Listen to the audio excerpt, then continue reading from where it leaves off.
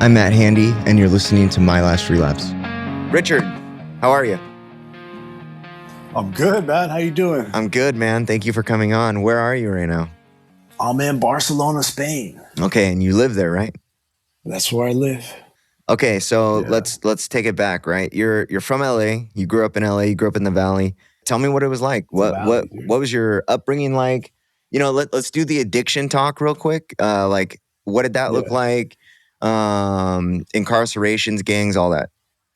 I basically, I don't know. I want to say that like I was like a miserable kid from the start, man. Okay. And the first time I drank, nobody was really doing it, and nobody suggested it to me. It wasn't peer pressure. My parents, my mom and my stepdad left. And I just went in and got, I went in the freezer. I got some the vodka, and I poured a shot, and then I felt good. I poured another, and then another, and from that day forward, man. And I was already stealing, and I was already like a bad kid. This is in 6th grade, going into 7th. And instead of like I switched from stealing beef jerky and like Parker pens and like Jinko pants to I was stealing bottles every day, dude. Okay. And I was on Ritalin and all that, and then I started slightly after I got on Ritalin, and I just started snorting those, selling those, stealing my mom's pills, drinking my mom's cough syrup, all that stuff, man. And I just wanted to stay high all the time, dude. I didn't see any reason to go back to being sober. Being like a sober breath was horrible, dude. Like I just wanted to stay loaded all the time.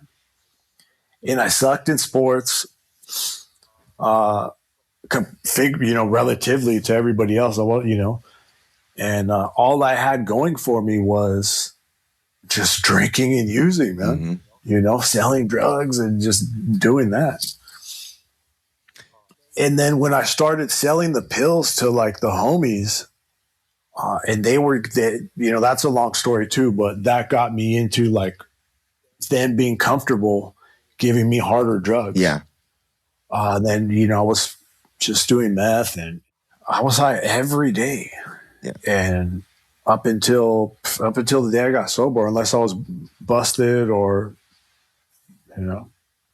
there was a brief period of time when I moved with my dad where I tried to stay sober a little bit or just wind it down to try to do good. And then by 10th grade, I started doing heroin. Mm-hmm.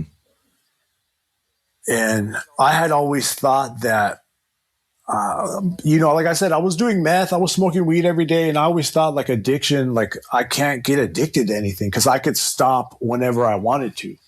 Yeah. For not that I ever wanted to stop, but I never felt like I just I don't know, man. And then when I started doing heroin, that just everything went downhill from there. Mm-hmm. I started out going downtown just to pick up, and then coming back to the Valley, selling some. And then I just ended up staying down there, dude. Mm-hmm. My mom had kicked me out. My dad kicked me out. I went to live with my Nana. I went to live with like one of my mom's friends. I was living with the homies. And then next thing you know, I just stayed downtown, man. Yeah. Until I got sober. Well, like 7th and San Pedro, like that area?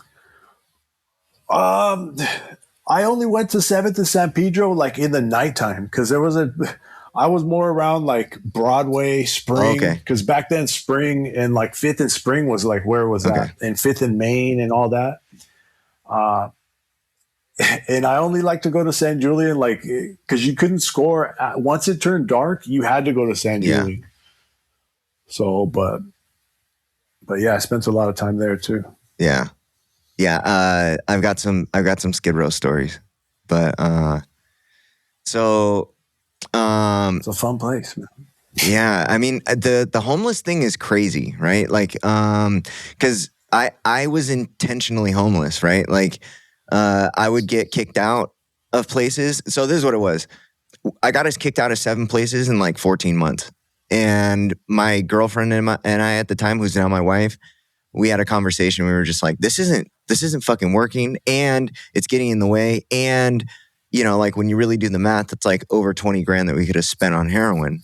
And so we were like, fuck it. Like, we'll just be homeless. And so there was like a very intentional decision to be homeless. But what most people don't realize about being homeless is that everybody ends up homeless for different reasons. But once you are homeless, there's like no other way of life.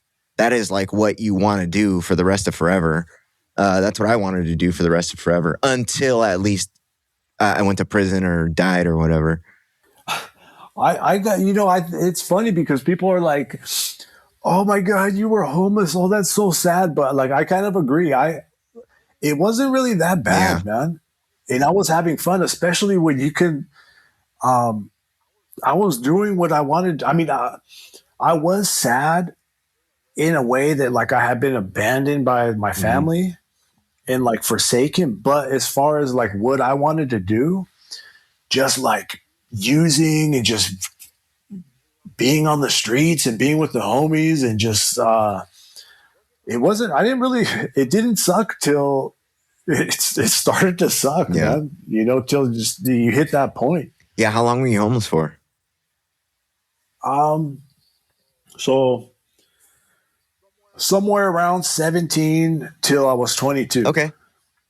And then there was like periods of times where, I'd stay in some hotels, or I'd go to my Nana's for like a week, and then they kick me out, or I'd stay with the homies or whatever. But yeah, you just can't. I guess kind of like you said, man, once you're just like wild and like untamed, you can't really be in a house.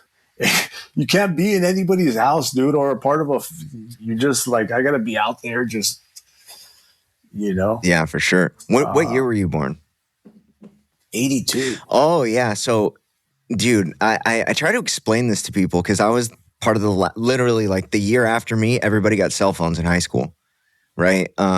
But there was like even... Where were you born? I was born in 89. Oh, shit, you're young, man. Shit, you're young too. I mean, you're not that much older than me. But I try to explain to people now, because I have a treatment center now too, and I try to explain to people like how much of a secret society that like the underworld used to be. Now everybody's selling drugs on Instagram, right? It's like before you had to know people, they had to trust you, and you had to like have like the secret handshake. But now it's like a status thing that like they sell drugs, and then it's also like a status thing that people do drugs, and it's so glorified, and like everybody, like all the mainstream music, they're all talking about doing. I mean, they've always talked about doing drugs in music, but now it's blatantly like glorified if you're like a drug dealer. Yeah, it's definitely different, man. Like it used to. I mean, I guess they glorify like it's always been kind of glorified, but it wasn't as easy. Like the barrier of entry and the accessibility for like just anybody that wanted to. Like in my day, and I'm sure still in your day, you couldn't just go up to somebody and like try to get in like the heroin crowd or like the meth crowd. You know what I mean? Like it was really selective, and you had to have homies, and you had to like be a part of that already. Yeah, you had to like have somebody had to raise their hand and be like, this guy is not going to tell on us, and he will commit crimes with us. And like there was like a checklist that where like in order for you to score, you had to like check all these boxes first. Yeah. Yeah. Yeah, especially downtown, dude. Going downtown, they did sell randomly to people, but if you wanted to buy like packs, you kind of had to be. They had to know you, man. Yeah. And also, I think homelessness, the lens that people are looking through homelessness today has changed drastically too. Because I feel like, especially even more when you were homeless, because I was homeless from like 2018, 19, 20, right? So back then, it was more of like a secret society. People weren't trying to interact and like they would just leave people alone or whatever. Now it's like you got the news going down there every week, like doing interviews with people, podcasters going down there. Like everybody's watching other people's homeless experience like real time. Yeah, but here's one thing I know. I watched some my cousin sent me some documentary about homelessness. I think it's called like American Greed, it's like a big homeless documentary. And everybody they interviewed was like transplants. Yeah. Or people like the kids from around America that had come to LA and kind of chose to be homeless. It was a different there's like different societies in the homeless crowd as well. You know what I mean? There's like the kids that are kind of just don't want to be at home and are partying, and those are usually the kids that they end up interviewing. Yeah, they would, you know, they were going to interview me and like or some crust. They only interview the friendlies, basically that they feel are not dangerous, and they don't really get. That doesn't give you a good lens of what it's really like, you know? Yeah, totally. When did you start getting arrested? I always do. The first time I got arrested was in like I was always getting picked up by the cops. I want to say like 6th grade, but I didn't start going to juvenile halls till I was like 16. Okay. And then from then on, once I got sober, I stopped getting arrested, which was at 22. Yeah. I did have to turn myself in when I was sober. Like when I was still in rehab, just for like all my tickets and like restitution fees and all that. But yeah. Did you ever make it to YA? No. Okay, dodged a bullet on that one. Well, the crazy thing is, man, I was doing all the crimes, if not like more severe. You know, obviously I have homies that were like murdering people. But I was doing some pretty crazy stuff, but I just didn't get caught, and I took a lot more precaution. And when my first 3 times I got arrested, they were DA rejects. Wow. My first 3 times, man. And then the next time I got arrested was, I had a bunch of heroin balloons. I had I had a bunch of balloons in my mouth. I even had like balloons of like meth and stuff. And that's when Prop 36, not the Prop 36 they have now, but the original Prop 36 came out. And all my cases fell under that like umbrella. Oh, wow. So if no matter where I got arrested, Pacoima, Hollywood, whatever, they would transfer it back to Pasadena. Wow. And it would go before the Prop 36 judge. And I was always high, and I would always kind of like, it would get reduced to, it would fall under there, under like my drug. So that saved me, dude, because when I first got busted with heroin, it was still a felony. Yeah. And prior to that, people were going to prison for that. And then Prop 30, my public defender was like, hey, there's this Prop 36, you know, we're going to get you on it. And you're just going to go to rehab. And I'm like, all right, man. Which a lot of people hate on Prop 36, but that like saved my life, dude. Yeah, for sure. Because I would have just been I'd be caught up in the system right now. Yeah. I mean, so Prop 36, especially when you talk about Prop 36 today, how watered down, first of all, it's like, not illegal. It's a different thing. Yeah, now, right? yeah. It's like not illegal to get caught with drugs in California anymore. It's like a ticket, I think, unless you're selling drugs, right? But people don't realize, like, I know somebody in the early 90s that he ended up catching a life sentence because he had priors and then got caught selling a dime of meth and ended up doing like a 25 to life case. Yeah, dude, people were catching, dude, rock. You got with like rock, people were catching heavy time, man. Yeah, it was no joke back then, and so now it's like we live in this time where people don't really appreciate what like the generations had to go through before us to get us to where we're at today, because it's more fucked up today than it's ever been, but it's like less strenuous or less like serious to commit all these crimes. Like you can't get arrested anymore for like stealing from a store unless you're like running out with carts full of shit. That's great, dude. Sometimes I see those videos and I'm like, man, I wish if that was the way it was back in the day when I was, man.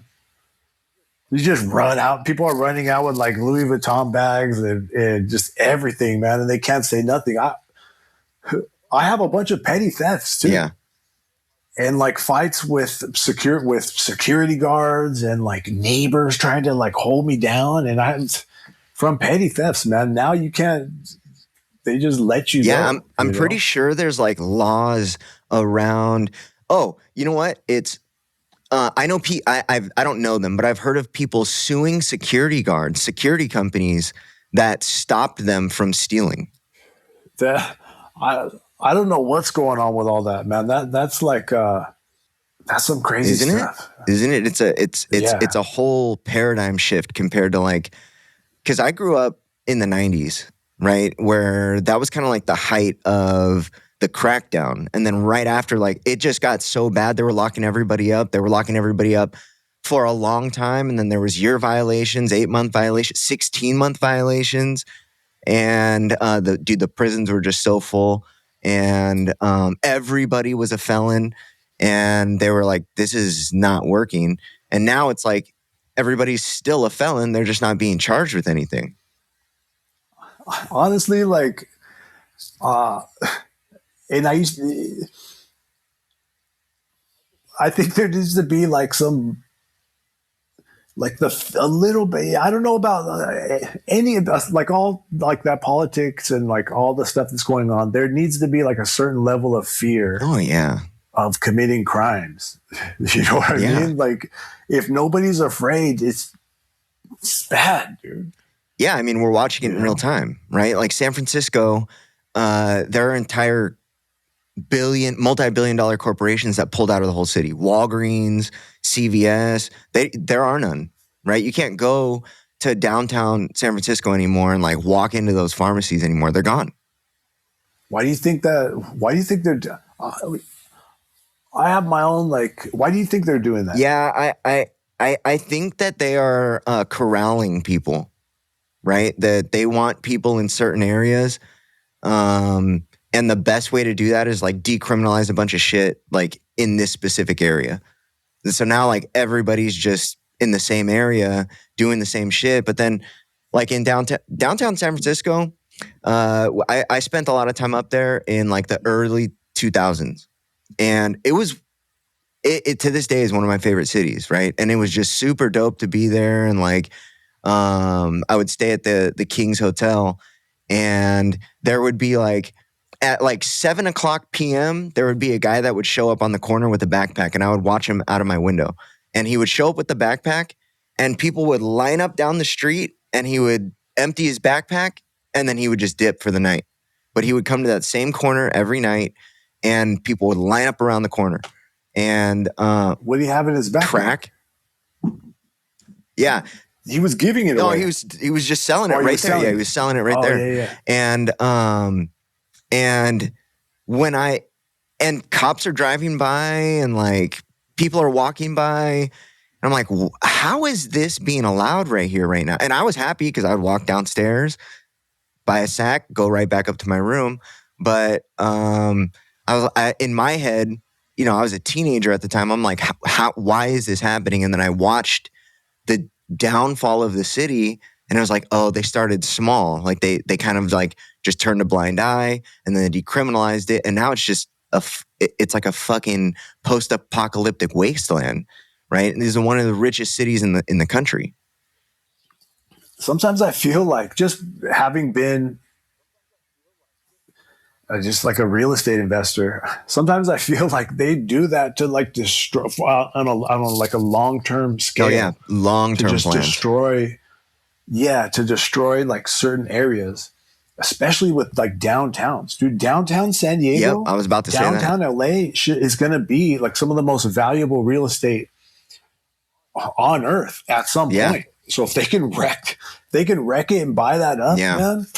Yeah, I do think that there's like a long-term game. And you know what? People talk about it pretty openly, right? They're like, I think a lot of people see this, right? That it's almost intentional.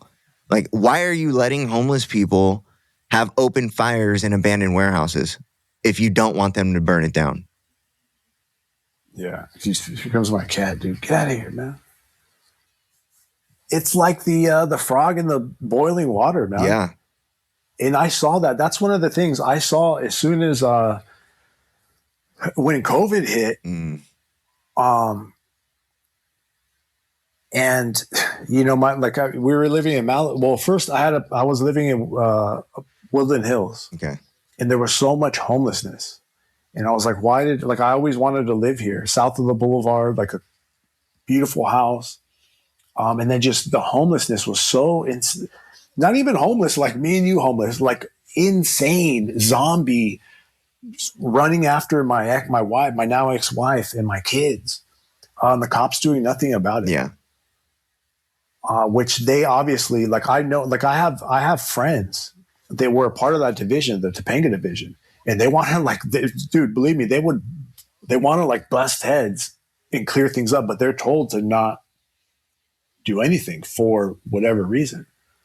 And then we moved to Malibu, and then my neighbor got attacked with a machete, and then we moved to the Venice canals, and it was even wilder, man. Yeah. I was like, LA,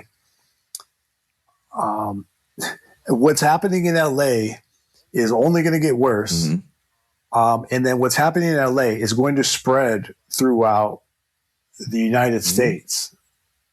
You know what I mean? And I'm sure it's starting to spread in like places like Austin and Seattle.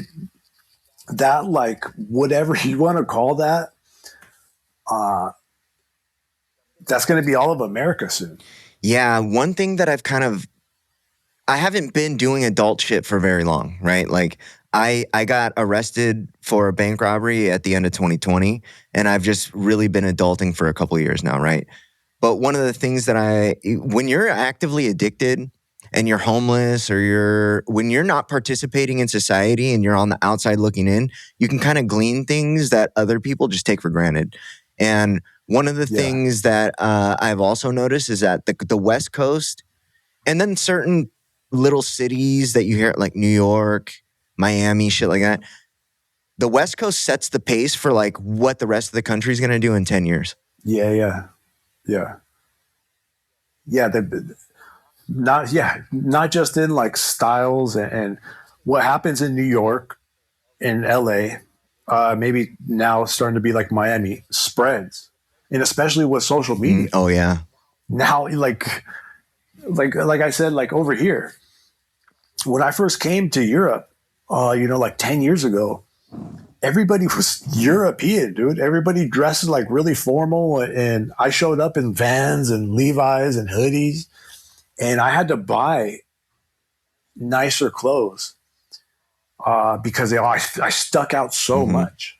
Now with social media, everybody in Europe, I don't want to say Europe, but like in Spain, like Barcelona, a lot of people are dressed like they're from LA or from California because social media spread. It's made somebody in Kansas is now seeing what's going on in LA and in New York, real time, and they feel like, the stores and just the culture, and they feel like they have to keep up, or else they're going to lose people. Towns are going to die out. So it's going to spread even faster. Yeah, that's so social media has contributed to a lot of things, right? Mental health declines, the decay, like the total breakdown of communication between just people. But that's another thing that it's slowly just eating away at, is the cultural differences between, like, even neighborhood to neighborhood. When you were a kid, you could go from one neighborhood to the next and it's culturally different, right? Yeah, you never talk to your friend. You can go from one neighborhood to the next and you're in a new bubble. You're in a new world. Yeah. You may never talk to your friend that's 5 miles away ever again. You know what I mean? Yeah. There was no shared, there wasn't a shared culture. Yeah. You know what's even crazier? The same thing is even with the cultural breakdowns, we are so divided. Like, we want to be more alike more than ever, but everybody hates each other. Like, everybody's at each other's throats.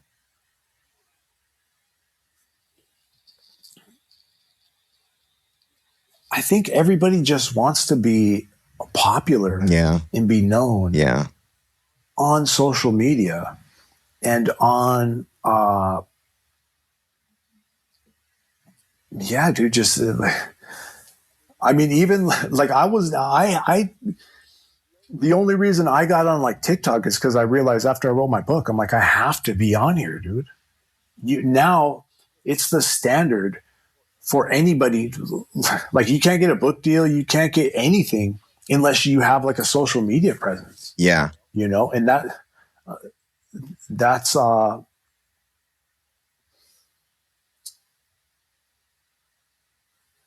just, it's just the reality. Like, that's our new world, man. Yeah. The barrier to entry around things that, again, were really specific. Authors were authors, right? Like, people that were on the news, like, they were on the news. People that did whatever, right? Like, even chefs, right? Even chefs like had their own little niche, and now everything's just being blended. Now everybody's a chef. Yeah. Okay. Okay. The reason why I really wanted you to come on, right? We live in a world today where treatment, everybody kind of understands what treatment is supposed to do because of what everybody's promising it delivers. But the treatment industry is plagued with a lot of deficiencies and a lot of disconnects. And one of them is we overpromise and underdeliver across the board. We always tell people, especially if they're ignorant to the facts of what treatment is, we will tell the people till we're blue in the face that if you send your kid to treatment, they will get better, right? Or if you just remortgage your house this time, to send your kid back to treatment this time, it'll work, right? Like, and maybe they're not promising straight up that like this kid's going to get better or whatever, but in so many words, BD reps, they're willing to say whatever it takes to get ahead in a bed, right? And then also 1985 was the transition out of the field of recovery into the treatment industry, right? And when that happened, outcomes plummeted, right? And and I'll never try to like take away from the people on the front lines of like the treatment industry, because a lot of them, they think they are in the business of saving lives. But I'm a treatment owner, and one of the things that I know for sure, it's just a fact, and I don't care what anybody else says, we're not in the business of saving lives. We're in the business of saving lives that can afford it. And for that to be a factual thing, and a lot of people, again, they're trying to do the best job that they can do, but they're not the ones that need to be held accountable, right? It's the owners, the investors, and the payers. And the payers, ultimately, the payers are connected to the medical industry, right? The insurance companies, stuff like this.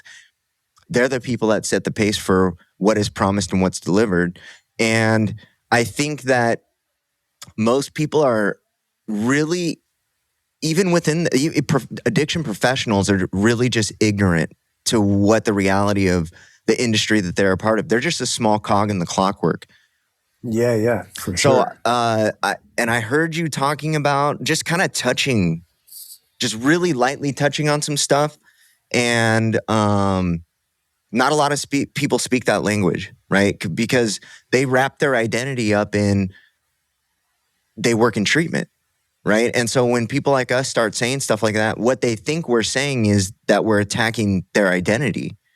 But that's not what I'm doing. And I don't think that's what you're doing. I think what I'm trying to do is raise awareness around, like, look, the reality is you're not going to get clean unless you want to, right? And for treatment centers to take people's last dime under the guise of, we're going to get your son better, I feel like it's unethical. Dude, I got a lot of things to say about the treatment industry. Good. I I don't get a lot of guests that are willing to say what they actually think. That's actually one of the things that, like when you look at my channel description, it's one of the things that I put on there intentionally was like that I'm willing to say things that you've been secretly thinking.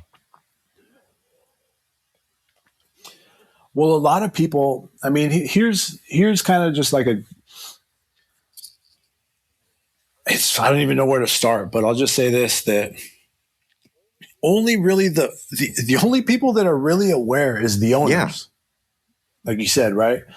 I know a lot of people, because, obviously I've been in AA for 21 years.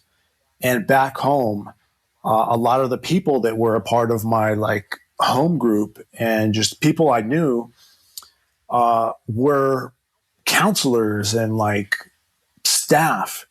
And they were there to like try to help. Yeah. And they were real people, like not crooked at all. And that's another thing that like separated me from everybody else I knew in treatment. Like we were talking about is I had been like, I got sober and I got sober in a treatment program, like it was called the Royal Palms, MacArthur Park, Wow. Ghetto Treatment Center. Right. And I had a commitment there every Sunday that I kept for 18 years till I moved to Spain. Wow.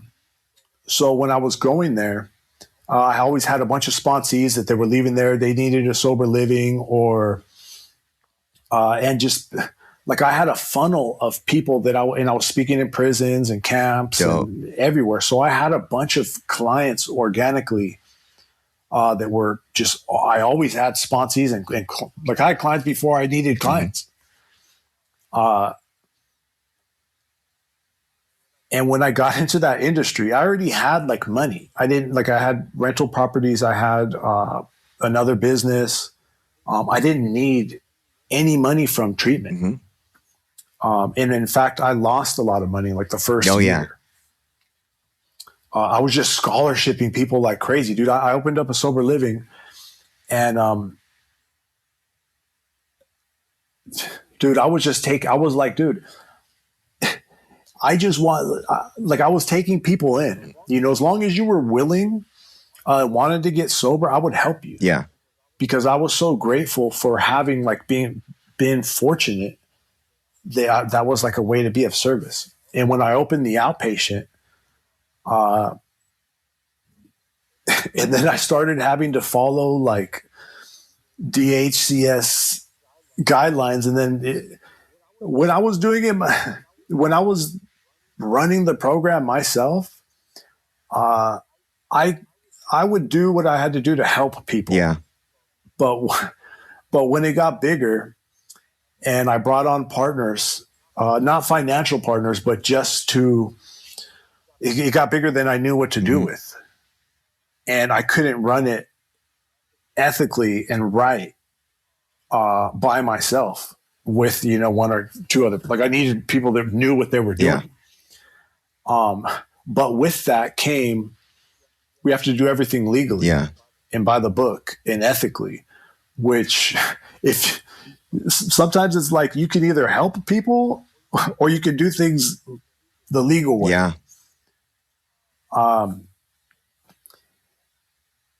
And it got to the point where, and I might be jumping around, but like this is just my point of view of treatment. I couldn't stand it anymore. Like I felt like somebody. I'll give you an example. Somebody comes in, like when I was getting sober in rehabs, not just like any rehab, to be on any type of like strong narcotic, like you couldn't be on methadone in rehab. Yeah. They might detox you for 2 weeks, but that was it. You couldn't be on Vyvanse. You couldn't be on Suboxone maintenance, dude. You couldn't be on now. Like you almost like people would come in and want to be on Vyvanse and want to be on Suboxone maintenance and want to be on just all these gabapentin, dude. You know, I'm like, we're not doing anything for these people, but jumping them from, like, we're not helping them. We're just making money off of their insurance, and nothing to do with like. That was like what we were legally kind of bound to do. You know, it wasn't like we were. I want to say the one thing about like my place is, and I know it sounds, you know, but like we were one of the only people of all the treatment, of all the places that I knew that were doing things, because my partners were in the program too. They were like legit sober. They were actually trying to help people and not just be like everybody's body brokering, dude. They're just jumping IOP to IOP and just swapping and paying for clients. And it was gnarly, man. And the part I hated was if like you couldn't just come in and say, I want to get sober. I'm kind of feeling bad, you know, like I have some withdrawal symptoms. Go to detox, and then be fully sober throughout treatment. Because we would have to put, in order to get authorization for more days, you kind of have to say they have anxiety or they have depression or they have whatever. Yeah, you have to to legitimize. You have to justify their. You have to justify. Yeah, you have to justify the services that you're giving them. Yeah, so I went to treatment at a really high-end treatment facility on this last time around, right? And I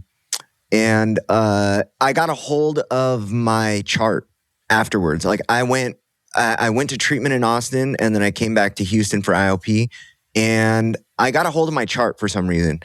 And I had 3.5 years sober, and I relapsed for a couple weeks, right? And in that relapse, I really quickly realized I didn't want to do this anymore, so I went to treatment.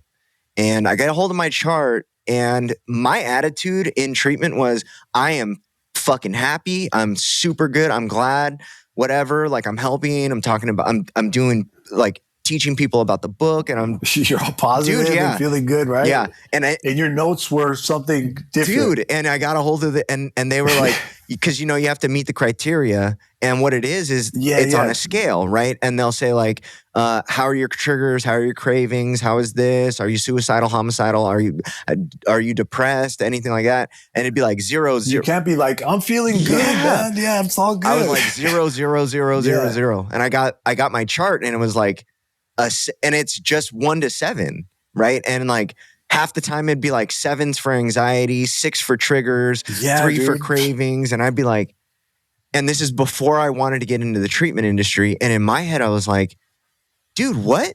Like, and you're like, in my head, I'm like, who are you reporting this to? Right? Not understanding that they had to do it. That's the thing. You have to be, like, that's what I'm saying. You could either do things like legally and buy the book, or you can help somebody. Yeah. Or, I mean, it's, you know what I'm saying? Like, it's not like you just can't, if they would have said like, hey, he's all good, you know, he's feeling good, they would have been like, kick him out. Then he's got to go.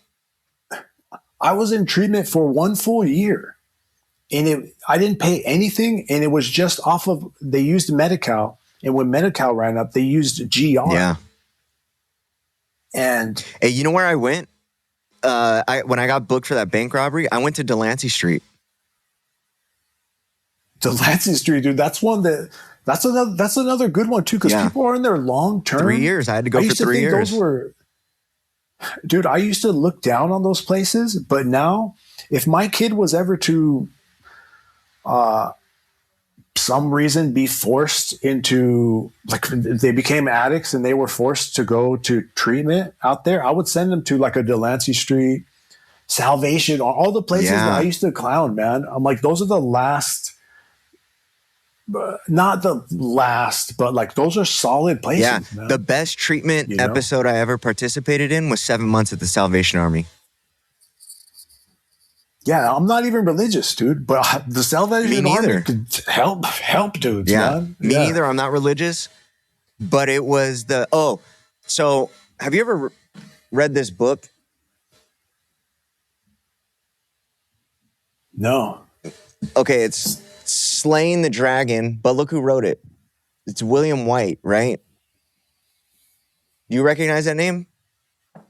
William White. No. Okay, so he ran the Recovery Research Institute for decades, right? And this book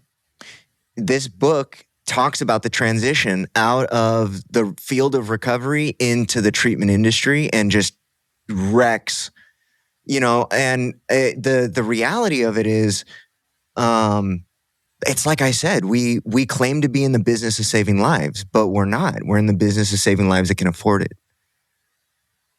Well, even deeper than that, I think,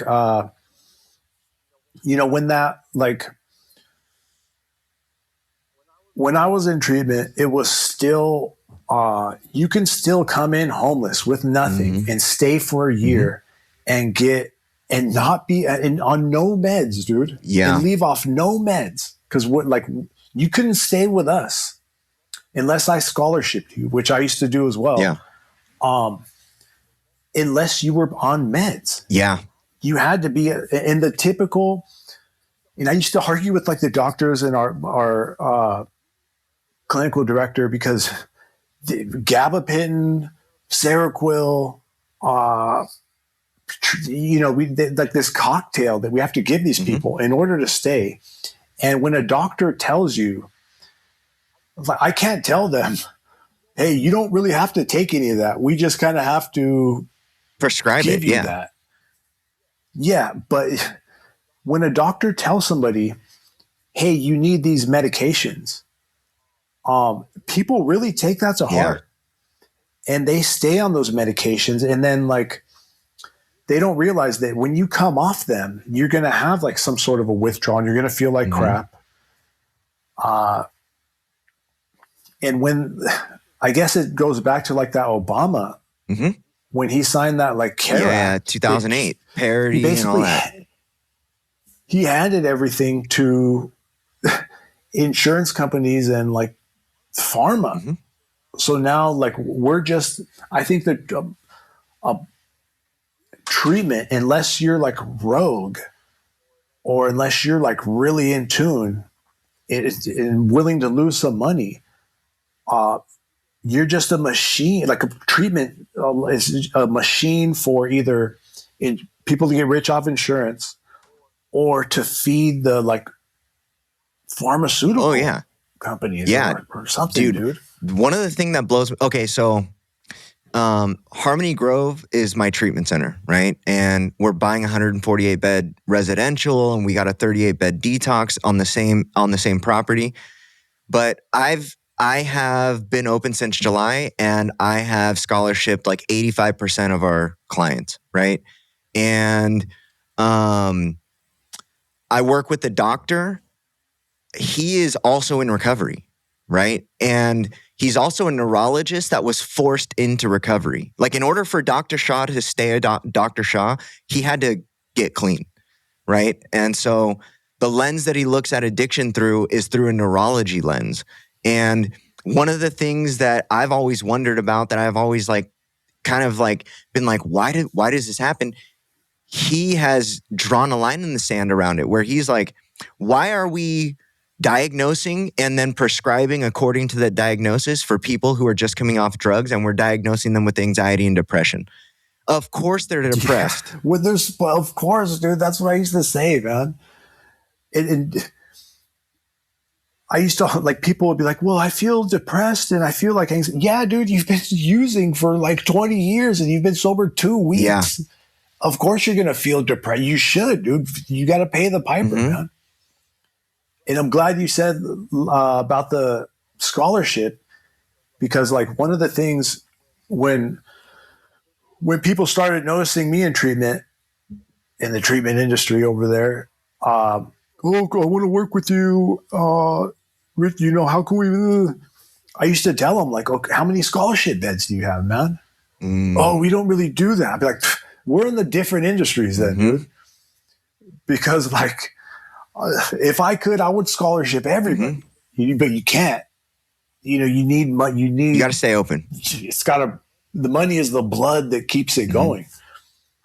But even if they had like a 12 bed, even if they had like 1 or 2 beds for scholarships, it makes all the difference, man. Because like, even if those 10 people are just like, they got to keep the doors open, and maybe they get sober, maybe they don't. They want to be in treatment. They're off the street.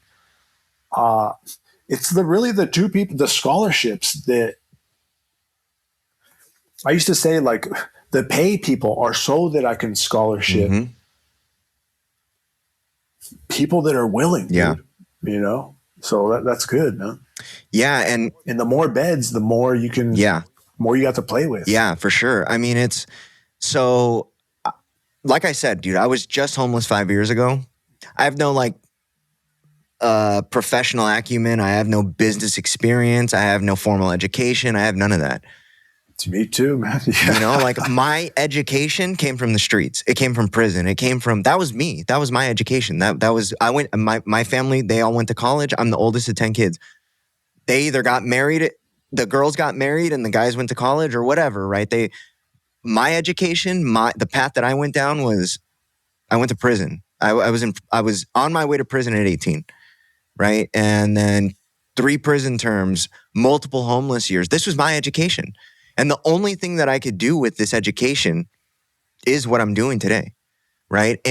But my people are not the insurance babies, are not the trust fund kids. Those are not my people. My people are the people that are going to die because they don't got the money to pay for treatment. They're the people that are labeled treatment resistant. They're the people that are labeled chronic relapsers. Those are my people. It's funny because I used to get it in arguments with, just like other treatment centers and other, with my house managers, with staff. And I'd say like, dude, look, the people that like, same thing, like street life, gang life, homelessness, like those are my people, man. Those are the people I want to help. The people that come, like not everybody's going to come in looking like Tom Hanks, with like a mild drinking problem. Like the worst of the worst are the people that I want to help, man. Those, even in AA meetings, when people would come in and they'd be like smelly and they'd be like, I'm like, dude, go. I would tell my sponsors, like, go hug that dude, man. That's the guy you're supposed to help. You're not only supposed to help, people looking like Matthew McConaughey or, like the worst. Those are the ones that you need to help, dude. Those are the ones that need that help most. Those are the ones that fulfill me the most. Maybe that's like selfish thing, but like the people like me, man, people like you, people like me, those are the ones that like I do it for, not for, Kyle McGavin, he just, got caught like with weed in his room, and his parents are like, he got caught with weed, dude. His mom yelled at him, and he had a bad problem for a while, Yeah, I want real ones, man. Yeah. And then another part of this, and this is kind of like the selfish part, maybe the selfish part, is that because I understand the situation that those people are in intimately, like that is my story. Like I know that in my head, they have the greatest chance of success too. I think so too, man. I think, like I used to, because every client that came in either went straight to my phone. Everybody had my phone number, and I talked to a lot of parents, and the one thing I would tell them, and maybe that's sidetracking, is like the more you help them, the longer, like and it goes against everything that, as parents that we feel like we want to help our kids. But I'm like, you're paying their rent, you're like paying for food, you're paying for their sober lit, like all this stuff. You're kind of hurting them. Mm-hmm. You can support them emotionally and morally, great. But financially, dude, when you give an addict, when you support them financially, you're putting bullets in the gun. Yes. And the ones that I can tell, and I'm sure you can tell when we talk to them, and we're like, dude, this guy has nothing, man, nothing, nowhere to go. Like those are the ones that are more malleable, that are more willing to take direction and are easier to help. It's the ones that are like, I can leave here and go to my mom's or stay at a hotel. Like the ones with options still, they have an option not to listen to you or not to get sober or to do something else. It's the ones with that are up against the wall. Yeah. That you can really change their life, dude. Yeah. I think, okay, so two things. I think that rock bottom is a myth today. There is no like people reaching. There are, right? Like I was fucked up, right? My wife was fucked up. We were fucked up, right? But the average person, they say they're at a rock bottom, right? And that might be as low as they've gone, but it's because they are continually rescued from the consequences of their own actions. And I tell people all the time, you're forged in the fire of your own suffering, right? Like I love that saying. I came up with it, so I love it. But the reality is, like, the hotter the fire is, the better you come out, right? The more ready you are for whatever it is that you have to do. But when parents specifically, but then also like wives, friends, like everybody nowadays. So 100 years ago, two idiots, like two fuck-ups, like started a program. And when people interacted with this program for the first couple decades, it says it in the literature, almost 100% of them got better. Why? Why is that? Why is that 100 years ago, when they thought that it was a moral failing, when they interacted with AA, did they get better almost unanimously? And now with social acceptance, social advances in understanding, scientific advances, billions of dollars in studies, why is it almost a 99% failure rate? I think it has to do with options, dude, and acceptance from society, and just it's made easier. Yeah. Like if you were an alcoholic back then, you were a pariah of society. Yes. You know what I mean? You were the drunk, and you were really looked down upon. If you're an alcoholic now, you can hide it better. I think there's more options now. Back then, the only way you were going to get sober was if you got in like a car accident or like a near-death experience, or something jarring had to shake up your life so hard, that you were open to another path. You had to be on that, like, that really razor blade thin line of like, it's like you said, like the people that get in the car accident with their kids in the car and they're drunk, they change real quick, right? But this is another thing that I found out. Treatment used to be the last stop on the block, and now it's the first line of defense, right? Parents are not just parents. Go to rehab. Oh yeah, parents, jobs, unions, everybody sending to people when they test dirty for weed at work. Yeah, or I just need to go to rehab, to get my wife off my back, or yeah, man. It used to be like a shame, like, oh my God, he was going to rehab. Oh, you had a scarlet letter on you that you went to rehab. Now it's almost cool. And that's another thing. I think the stigma of it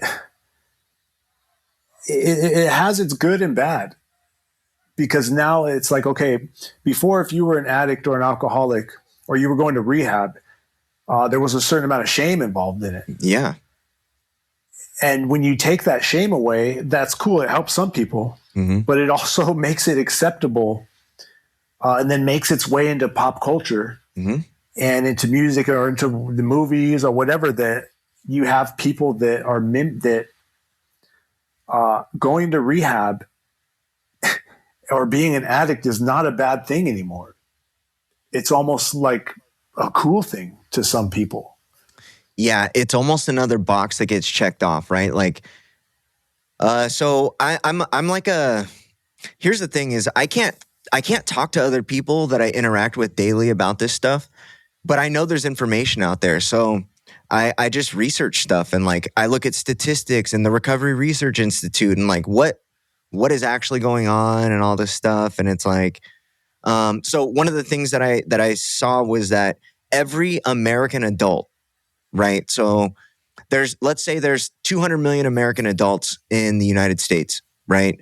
Every single American adult let's see, what's the date today? On January 14th of 2026 is 1 or 2 degrees away from an active addict. So that's either one of their friends, which is the 2 degrees, or one of their family members, which is 1 degree. Everybody knows. Everybody understands, but nobody actually knows. Nobody's really like aware of, this book is called Slaying the Dragon, right? Nobody really knows what the dragon actually is, right? Like everybody knows, like, oh, when your family member's fucking up, you send them to rehab, or you call an interventionist and the interventionist tells you where to send them, right? But what does that actually mean? And there's like an unrealistic expectation that treatment gets people better. And I don't think treatment gets people better. I think it's a place that can facilitate some changes, but treatment is not where you get better. I think treatment is just a holding, you know what I mean? First of all, like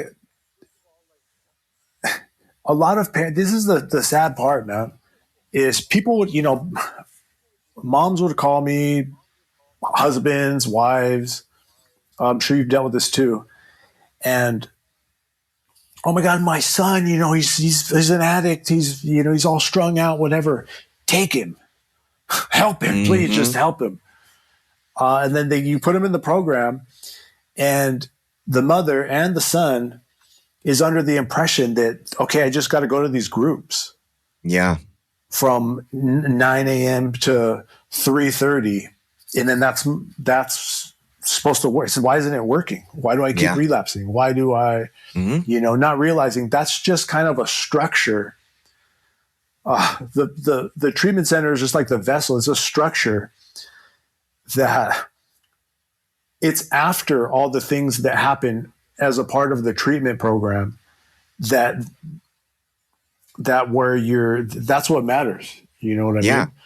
Yeah. Like, the actual, I can say this with like with almost 100% confidence, man. The treatment the standard treatment program that from Department of Healthcare that everybody has to do isn't going to get anybody sober at all unless they're like super desperate. Like I don't think it's gotten anybody sober. The curriculum of groups and just housing there. It's everything after that. Yeah. It's what you do at that time after groups and before bed, and where you're at spiritually, and where you're at, who you're talking to, and who can change your perspective, and what you do, and how willing you are, and the people you're around, and all of that. It's really, it's complicated. It's hard to explain briefly, but like it's all of that where people are going to find whether they're going to get sober or they're going to just ride it out. Yeah. It's not a resort. People think that you just go there and, I did 30 days of rehab and why not I still, Well, it's like people talk about the recidivism in the prison system. But what about the recidivism in the treatment industry? And it is a comfortable place where parents don't have to stress about their kids, and now they're just sending people. I personally know somebody that went to treatment 50 times. I know another person that went 28 times. I know another person that went 17 times. When I was in treatment the first time, I was 21. There was a guy that was in treatment. He had been on Dr. Phil because he had gone to treatment 150 times and it didn't work. Right? And this was like his 152nd time, and he was telling everybody, and it's not going to work. And it's like, duh, it's not going to work. Like, duh. Yeah. You know, and it's like 28 days. This is another thing that's in that book. And it was mind-blowing when I read this. And you've probably heard both of these terms, but it's just the difference in dropping two words, right? The term used to be exposure to the length of treatment dictates outcomes. Now, with the 28-day model being standardized, not normalized, standardized, right? It isn't just like a normal thing. It is, you're lucky if you get 28 days, but 28 days is like definitely the cutoff. And you've got like these unicorns out there that'll get like 60 days. They've got like the best health insurance possible from like, you know, whatever. And then switch to mental health. Yeah, you know, and then you can like play the games with like how you're diagnosing in order to like get more days or whatever, right? But they changed that term from, so this is what it was. It was the length, the length of exposure, the length of exposure to treatment dictates outcomes. And now it's exposure to treatment dictates outcomes. And so what they're telling people is if you go to treatment, you'll get better. But what it used to say was the longer you're in treatment, the better the chances that you'll get better. I think a part of that, dude, and it sounds like conspiracy. I have like a feeling that somebody, I don't know, dude, somebody was like, we have a drug problem in the United States that we caused. It's not going away. Yeah. So we might as well just switch everybody to pharmaceuticals. And the way we're going to get those people is through treatment. Treatment is like the hub of where people go to get prescribed these forever, Suboxone maintenance forever. That's where that's the mill, dude. Yeah. Instead of using illegal street drugs, we're going to put you on the legal, socially okay drugs. We're going to profit off of your spiritual malady or your addiction. Yeah. You're going to do it anyways. We might as well. We can use the treatment centers now as our transition onto pharmaceuticals. Yeah, exactly. Bro. And it's coupled, right? The medical industry. This is what. So when they transitioned into the treatment industry, it became a component of the pharmaceutical. It's the bridge between the pharmaceutical industry and the medical industry, right? So now there's this thing in between that just perfectly bridges the gap.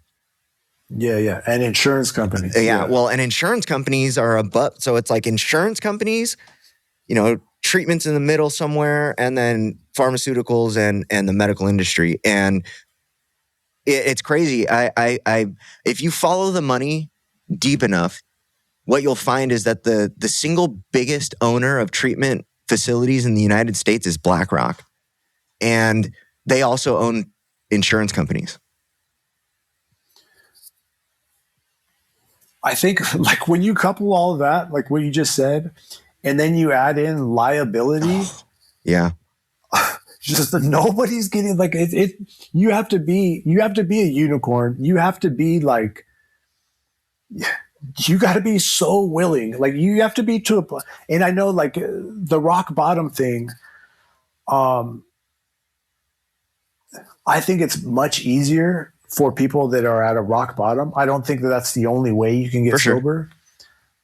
I just think it's so complicated. It is. You know what I mean? There's so many different types. Like it's hard to just, I can't put anybody in one or give one solution only. Dude, how about that? Let's talk about that, right? So there's standardized terminology, right? Evidence-based, individualized treatment plans that when you look at the definitions of the words, it should mean something.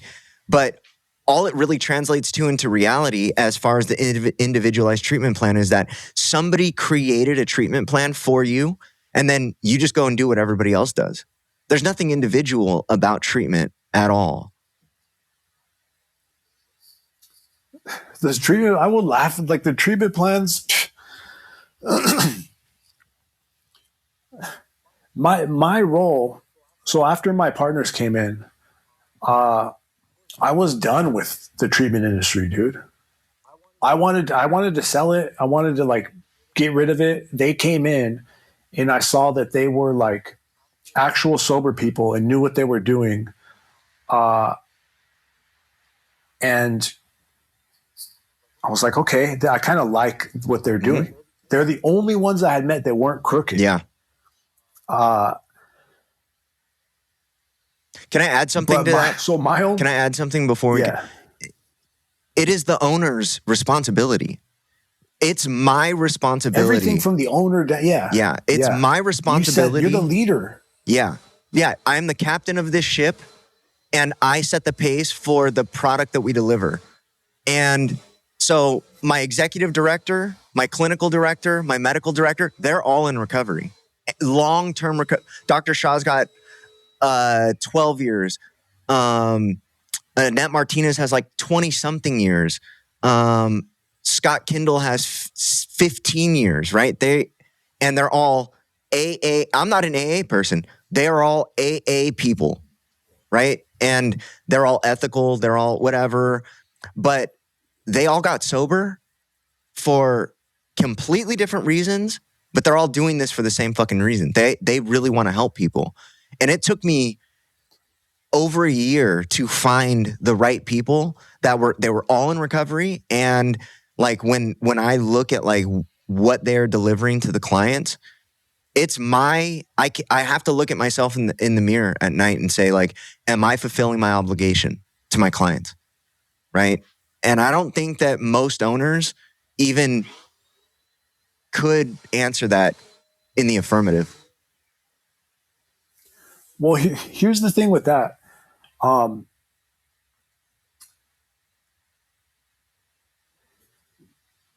lot of the owners, man, and this is an LA thing, right? A lot of the owners that I would meet, and I don't think you have to be an AA or be sober, because I know some people that are not in AA, not in recovery, that can make it work, mm-hmm. and that truly do want to help people. But I think that that's the exception to the rule. Yeah, I feel like a lot of the owners now are just investors, and they don't, unless you've been,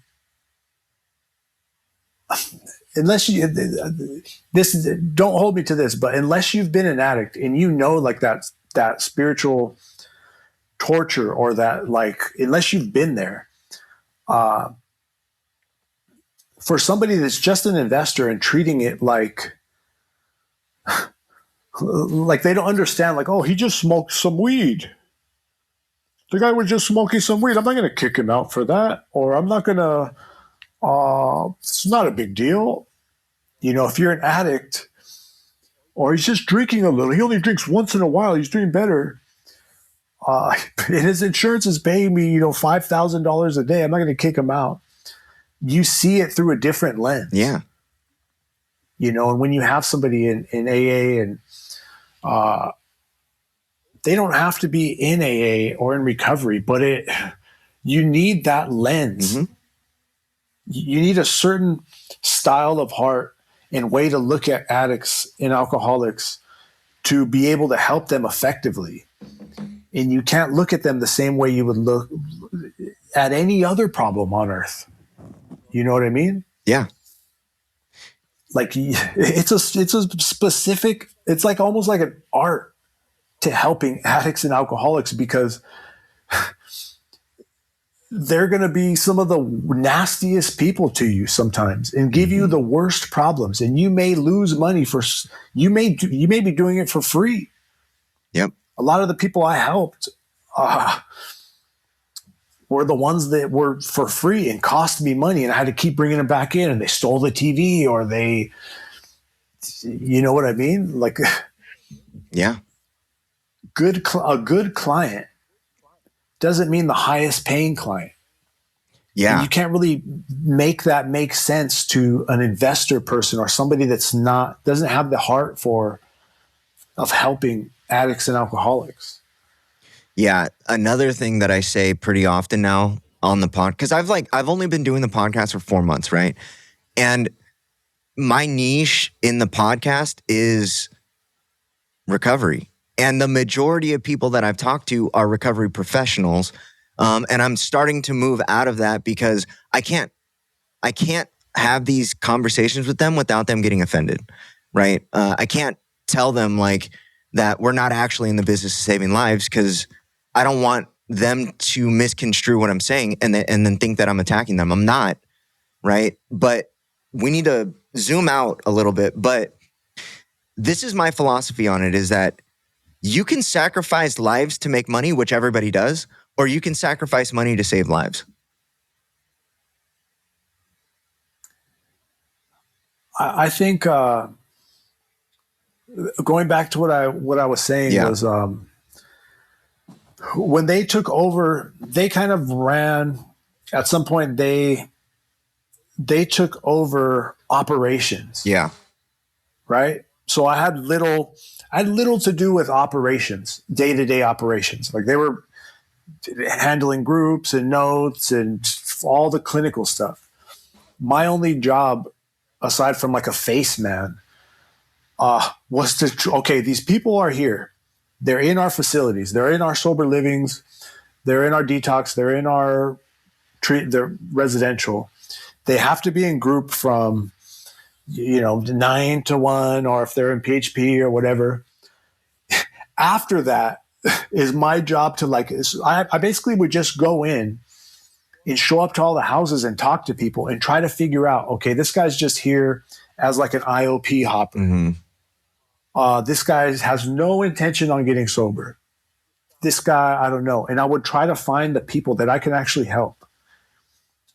And I kind of had to accept, like, okay, just because we have 60 clients or 50 clients or whatever doesn't mean I can't help all of them. Right. I have to accept that. And a lot of people in treatment will be like, we need to help everybody. Oh, you can't, dude. You have to pick the ones that are willing to work with you and that you can help, and hope that the other ones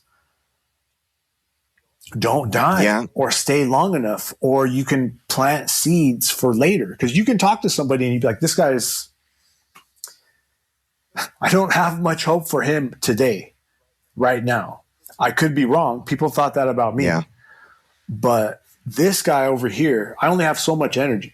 This guy over here is like, he's perfect right now. Like, I can work with him. And some of those people I'm still friends with now, years later. Mm-hmm. And I think we have to accept that, like I said, the treatment facility is just the vessel. Yeah. That gets people in and like is going to hold them for a while. And, we need money to make things go right. And we need this guy with a degree to do therapy in groups. But like, I'm not counting on any of that. Yep. To change this guy's life.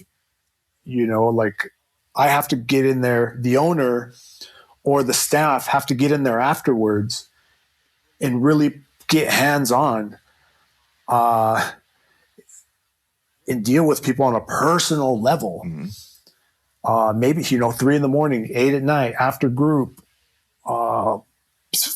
once they've checked out of the program. You know what I mean? People would go to other programs and still be calling me and talking to me. And it doesn't matter if you're in my program or not, dude. Yeah. Like, you're somebody I want to help. Like, I don't care if you relapsed or not in another program. Like, I'm here to help you, dude. Like, now I'm emotionally invested in you getting sober or not. You know, whether you go to my enemy's program, you know, Yeah. and that's kind of the game. And we want to get as much people to try to help and pay the bills. We need the players in place for that. Yeah. But I seen it as my responsibility to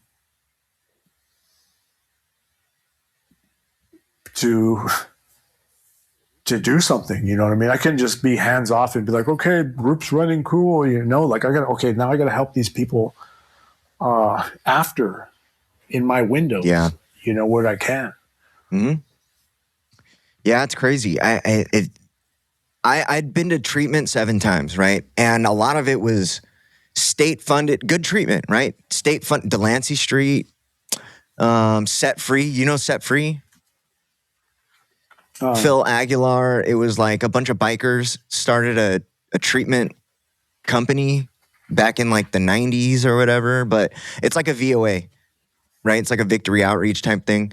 But I've been to treatment a lot, but when I went to like these high end, expensive resorts, that one of them I had my own room there was like 6 houses on the property, and I had like my own room in a mansion, right? And the difference between it's so crazy because it's like the milieu, like the people in the treatment that are in treatment, they'll have these conversations where they're like, oh, this place is they're just trying to make money, or these people actually care. And the only difference was if the owner showed up for 1 day a month. If the owner showed up for 1 day a month, people would be like, oh yeah, they actually care. Right? But it's like, that isn't dude, I was there every day. Yeah. Every single day. Yeah. Dude, my podcast studio is at the treatment facility. I spend a ton of time there, right? I do all the sober coaching for my clients, right? Because it's like, when we started this company, it's me, my brother, and my dad are partners. We're self-funded. And one of the conversations was, the very first one was, we can get into this business and we can get into this business to make money, or we can do it right. But if we do it right, we're going to lose money. And if you guys just want to make money, I just won't do it. Right. But there's the pro forma, there's the business plan. You guys see the potential, 35 to 55% margins. Like, you can make money in this industry easily. People do. People are showing up to the West Coast Symposium in their Ferraris, right? But, well, dude, that's another thing. Let me, sorry.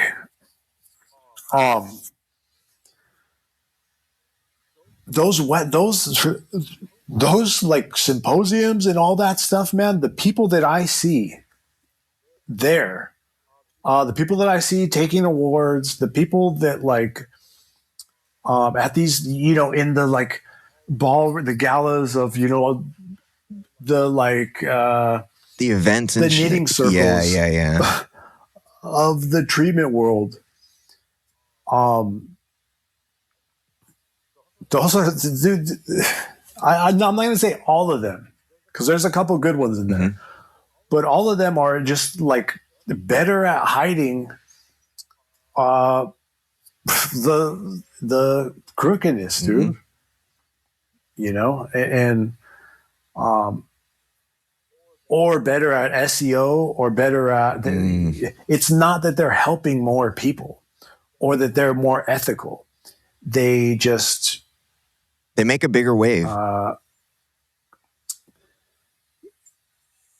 Yeah, like you just play the game a little better. But some of the people that I see, and I like friends of mine that are like crooked as hell, dude. Yeah. Crooked as hell, but are so trusted. And so like, you know, which some people get helped as a byproduct of them just having their facility and their staff. So, you know, I'm not Yeah, dude. I think the whole treatment industry in Los Angeles is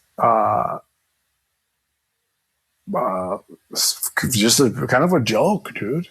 Yeah, You know, I think it's just, I think it's sick, right? Like not sick. there's a couple ones that are okay, but like you said earlier, man, like it's not even legal for you.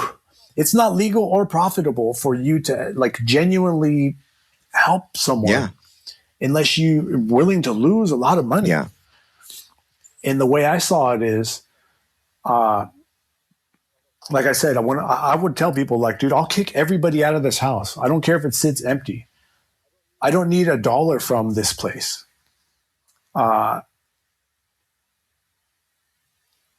And that it's so hard. It's like people need to be able to trust you to send you people, and that takes time. yeah, Luckily, I had been sober for so long, and people trusted me. So I got a lot of clients. I didn't need to have call centers, and I didn't need to like pay administration from over here and bounce. You know, people like do all the stuff that most of those people at the symposiums, they're networking. yes, As client trained. They're just it's client trained. yeah. Which there's nothing really wrong with that, but Wait, no, I wouldn't say it's great either. You know, it's I look, like even in this conversation, we're censoring ourselves around like the language that we're using and about like whether that's okay or not, right? Like, because the reality is it isn't legal. It isn't legal to body broker, right? It is. You can't pay for clients. All of them. Yeah. Everybody in some way is body brokering. Yeah, for sure. And what the only thing that made me valuable anymore at a certain point to my facility, because at a certain point I wanted to get out of that business, dude. I had people, so many. My phone was just blowing up, nonstop, with people entrusting their lives to me. And me having to bring them in my program, and now they're on like all these meds that I would tell them like, dude, you don't need to like, please don't, you don't have to get on Suboxone. Yeah. And Sarah, you don't need to do any of this stuff. And then I get calls. Why are you telling people not to get on them? They're refusing their meds. You need to talk to them. I'm like, oh. And a couple people had died. Yeah. In our, you know, they snuck in fentanyl. They snuck, you know, and it's like, this isn't what I'm, you know, like I'm done with this. Yeah, it turns into a circus. But the only thing that kept me valuable was people knew that once they put somebody, and that's kind of the way you have to play it, is a long game of you're going to lose a lot of money. And then at a certain point, you're going to be the only one that's trustworthy, that people that actually want to get sober and other places know, okay, I could send them here. They're the only, like, I trust this person, and it pays off in the long run. Yeah. Rather than the like networking in treatment where you're just like, oh, you know, if you send me your detox clients, I'll send you my outpatient clients. And then that's all they're doing, you know, send me 5, you know, send me this. And, oh, I got a gift. I got a, you know, Date Jugs Rolex gift, or I got whatever. I guess I owe this guy a couple clients. You know what I mean? That's what those people in Ferraris are doing. Yeah. It's a commodity, you know, and like that's real stuff. Like, oh, you know, people are sending each other Rolexes. They're sending each other, you know, like, you know, are you sending me an Aetna? Are you sending me a Stafford? Are you sending like what policies? And it's just a trading, dude. And whoever, and call centers and like, it's basically you meet those people networking and you talk to them. And if we, just like on the street, like we were talking about, where you can't just go up and be like, I want to buy some heroin. you got to be kind of accepted. And the treatment circle is like that too, but with money. Mm-hmm. You have, and like I've said in some of my videos, like for something about me, dude, I don't know if it's like people feel really comfortable in disclosing to me dirt, like the way I talk to people. I've talked to everybody like this. Yeah. I don't like some of the people in treatment show up in like a suit Mm-hmm. and their degrees, and the crooked people aren't gonna tell that dude, hey, $5,000 for every detox client you send me that stays a week, which is what everybody would tell me, or $4,000 or whatever, Mm-hmm. right? They're not going to tell that to the dude in the English accent in a suit with a degree. But for me, they'll be like, hey, look, cash, or I'm going to say, there's always, it's all incentivized of clients, and when you get a good plug for clients, and a lot of it has to do with SEOs and websites. Yep. This person, the dude with the Ferrari may own the Los Angeles treatment.com. Yeah. And everybody's paying him $10,000 a month to get on his search. Yeah. And, and he's sending to his homies whatever, or he has a call center that has like, he's paying $1,000 per, I don't even know. All that stuff. I don't know how it works too much. I just bled money in that when I tried the SEO and the Google. Yep. But some people have that figured out, dude. They have call centers and they have people doing SEO in like the Philippines and in Armenia. Yeah. And have it figured, dude. So they have these places where they're paying them, a percentage or, $50,000 or whatever to feed them clients. Yeah. And that's why those people are in Ferraris, and they're not in Ferraris because they've helped. It's not like it's not a value for value the thing. music industry. Yeah, it's not like the music industry or basketball where the better you do, the more successful you are. It's not like, oh my God, this dude's in a Maybach because he must have helped 1 million 10 people, times as many people. No, it's the people like you were talking about, the bikers, the ex-cholos, the convicts, the people in the trenches that are really doing the most work. And I think if you can find a way, and it can be done, if you can find a way in the right team, you can do it right. Yeah. Yeah, dude, that's all I'm trying to do is like, all I'm trying to do is deliver what we're promising. Right. And I think that the responsibility of that is 100% on me as the owner. I'm implementing operations. I'm implementing like our philosophy of all these things. Right. But it's like, it is my responsibility to make sure that what I'm saying like matches reality. Right. Because I can't get your son clean. I normally ask people like addiction professionals a hypothetical, right? About a 19-year-old who's addicted to fentanyl, slamming it or smoking it, doesn't matter. 19-year-old, and his parents are forcing him to go to treatment, but we all know that he's going to relapse. Like, how do you mitigate the chances of that person dying? And I've heard the craziest answers, right? But all of them had to do with getting them in treatment, right? And then I'll ask them like, well, are you willing to turn that person away? Like, how many people are willing? Because all you're going to do is lower his tolerance for 28 days. He's going to go out there and die. Like, these are the facts. Like, fentanyl hit the streets and it became the number one or a leading cause of death for people under 40 in 2 years. Like, how many things have ever hit the streets like that other than like COVID and became like a leading cause of death? Nothing. No drug has ever done that.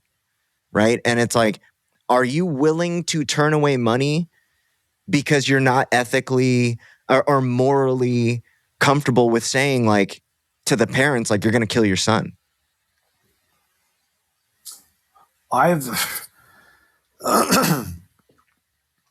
That's a rough one, man, because I've seen people die. Yeah. Mm-hmm. In my program, dude, that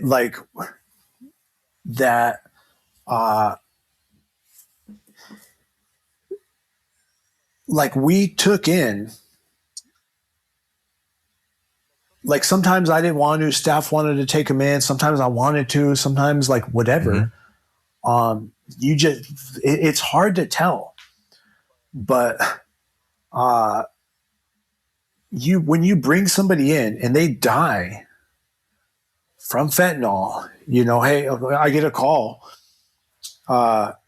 Hey, so-and-so, we tried to wake him up for group, dude. He's, fuck. Dude, that's horrible. Have you ever had to call a mom when their kid is in treatment, passed away? Dude. And you've been talking to that mom? I have, like, I still text some of the moms. Not all of them, like, just they went to other treatment centers or they,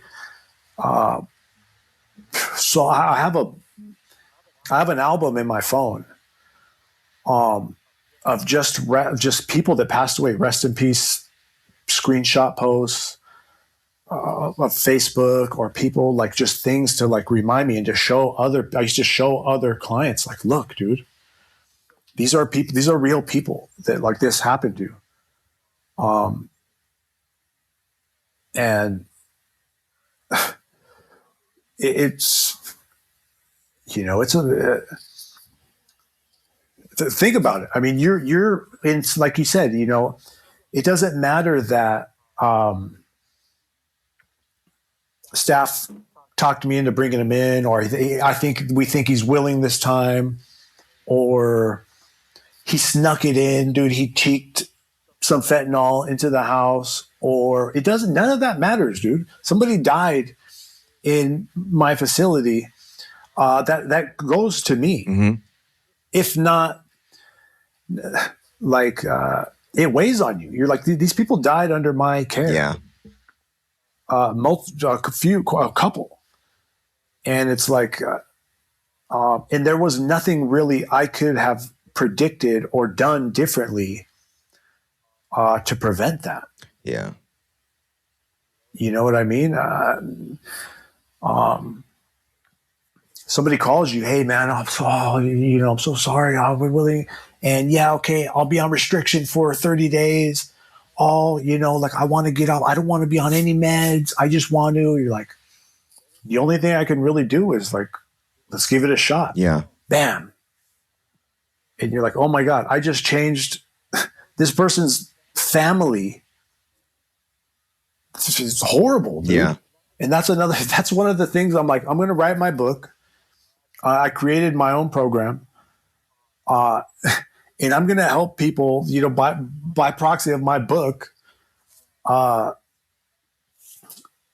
because, like, it's heavy, dude. Yeah. It's a heavy weight, dude. People, you that 142 bed or whatever. 48. Yeah. After a couple of years of that, dude, like I said, like, sometimes it's like, it's heavy, man. And you have to be almost like a psychopath when the inevitable happens, just to not be horribly affected by the tragedies, the people who get their kids taken away. It's just so much stuff has happened with the treatment that it's still, it was a huge relief to get out of that, man. Just forget the money, forget all of that. Like, just not having the burden of so many people's lives, because that's what it is. Not everybody feels that way, though, dude. But I do. Like you said, it relies on me. A lot of people, he died. Well, he's an addict, and that's what happened. No, dude, that's going to stay with me for, So yeah, it's a heavy thing, man. Yeah, I mean, yeah. And I'm just starting off on this journey, right? Like, I got the IOP going. We're now moving into because I did it as strategically as possible, right? We'll get the IOP, we'll get the JCO, then we'll get the higher levels of care, right? So, I'm just starting off on this, and I'm really looking for information, right? Like, these conversations, a lot of the podcast is me gathering information on what to do. based on what not to do. Right. I hear all these messages and these people, and I see the disconnect between what's being delivered and what's being promised. And I'm like, how do I avoid that? How do I avoid that? Right. I don't really know, other than like, I have to be able to look at myself in the mirror at night and ask myself and answer correctly of like, am I fulfilling my obligation to my clients? Well, here's the thing, man. And here's one of the reasons why I wanted to get out of that is because I wrestled with that for a long time too. Like I said, I was okay. Like, we have to do things according to, you know, we had JACO, we had all that. We had all of that too. And our clinical director, who was great, Shelley Sprague, made sure everything was by the book and legal. And everything we did was super by the book. If somebody was in group, and this used to piss me off, dude. If somebody was in group and they fell asleep for like more than 10 minutes, we wouldn't charge for it. If somebody was 10 minutes late, we wouldn't charge for it. I'm like, hey, dude, this guy was still, we just housed this guy. We're losing a day of pay because he fell asleep for 10 minutes. And we get in arguments. But legally, and what I'm getting at is it's really hard to deliver. Like, your biggest handcuffs aren't going to be your heart and your intention. Your biggest handcuffs are going to be legality and liability and insurance. And like, those are the real barriers, dude. Because you can have all the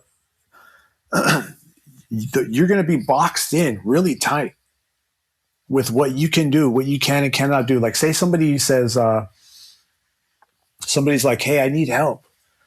I want to get off heroin or fentanyl. I really want to get sober. I want to leave your facility sober and start my recovery journey with whatever process, right? And the doctor suggests, even the doctors that are in recovery, they've just become so accustomed to, we'll put them on Suboxone for, 3 months for whatever amount of time. We'll put them on this and all that. They may leave your facility on a Suboxone taper on the lower end, which a lot of times, more times than not, it just leads them. Most people can't take that kick, even when, even at the bottom of the city. It's like, do you tell? And I used to tell people, dude, don't take that stuff. Just kick, and that's where it becomes you become liable, and it becomes like a legal thing. Which I've told a couple of people, like, look, dude, you're coming in from another treatment and on such a low dose of Suboxone. Just kick, just ride it out for a couple days, and it'll be over in a week or two. I go, if you let them put you back on Suboxone and gabapentin and Seroquel to sleep, dude, you're that can go on forever. You're starting the cycle again. Yeah. But legally, legally, that's what we got to do. Yeah. So it's to help. That's when it becomes illegal to help people in that situation. So you're in the handcuffs of. That's fucking crazy. Okay. Or like you said for you. Well, last thing, like you said for you. Say you get a group facilitator, somebody fresh out of CCAP or whatever, and they're like, okay, we're going to take groups. Chad, he says he's fine here. He says he's good. No, he has no signs of depression. He feels great. Like, okay, you get to let her turn in those notes, and they're going to kick Chad out, next week when we know like, dude, this guy needs to be in here as long as possible. Mm-hmm. He's going to go back to his mother who's using. But then you kind of got to tell the facilitator, like, hey, this is what's really up. Yeah. Like, yo, off the record, like, you can never tell anybody that I told you this, but you have to fuck up. You have to lie. Yeah, you have to. You're breaking the law to help people, which I understand, but it becomes illegal to actually help people. It's crazy. That's why I say the treatment industry, and it's only going to get more strict. Yeah. They never loosen up laws. It's only going to get more strict.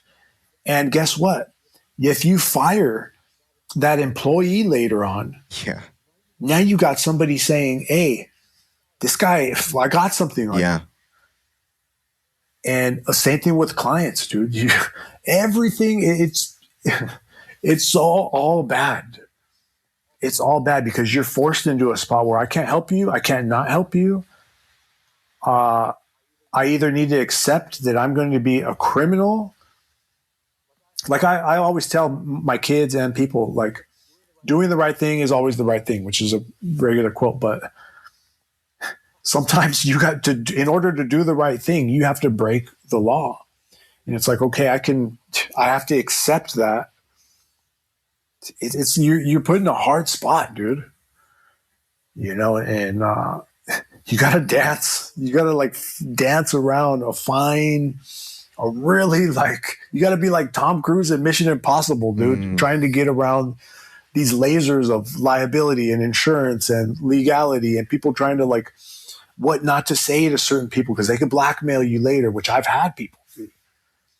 I've had people try to blackmail me, man.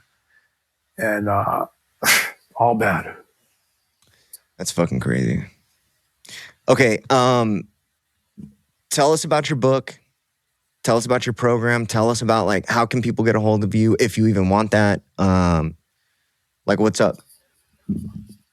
So I wrote my book, dude, which is a distillation of the 12-step process along with it has an inventory. It has kind of a surrender. It has a sex inventory, a fear inventory, an amends process, like a way to be of service. And it also has like a general idea of what to do as a human being in order to stay sober and to stay healthy mentally, physically, and spiritually. Because I think if any one of those is off, dude, you're prey. Yeah. You know, I love AA, but I think there's a lot of dogmas and there's a lot of things that, like, not everybody needs to go to meetings all the time. And I don't think you should be, not everybody can have a sponsor or find a sponsor that they can trust. In my program, you can do. It has all the fundamentals and you can do on your own. My book's called The Addict. And there's, like, I think the 12-step programs leave out like the health part. Like, you have to take care of your body as well. Yeah.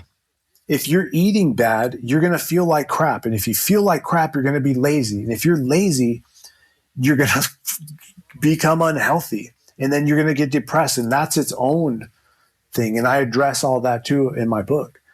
And just, there's a lot. I try to fill in the gaps. Not to replace AA or 12 steps or Narcotics Anonymous, but to save and help the people that it's not for. Yeah. You know, I don't believe, you know, I'm not religious. And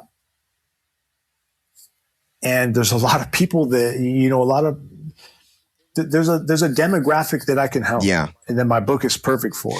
Where do we get the book?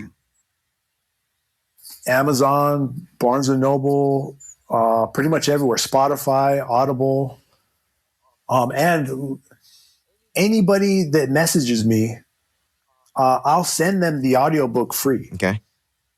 I can't give away I can't have my publisher or Amazon create a copy and mail it to somebody free, but I own the ebook, and I have, I can give the audiobook free. You know what I mean? And yeah, dude, that's real.